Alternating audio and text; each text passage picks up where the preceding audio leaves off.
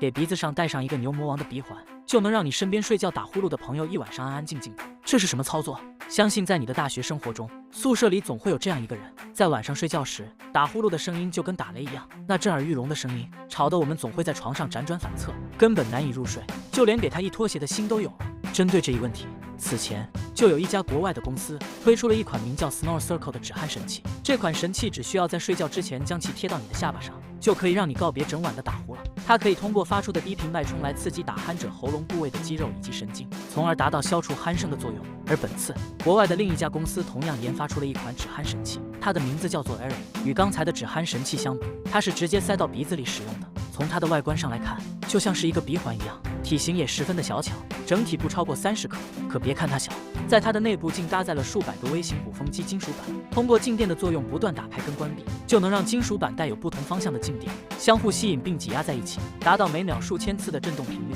就能保证空气源源不断的进行流通。除此之外，这款止鼾神器采用了新空气电池，可以持续使用8个小时。想想有了这种止鼾神器，无论是你的枕边人还是你的舍友，从此以后再也不会影响到旁人的睡眠了。不知道你身边有没有这样的打鼾人呢？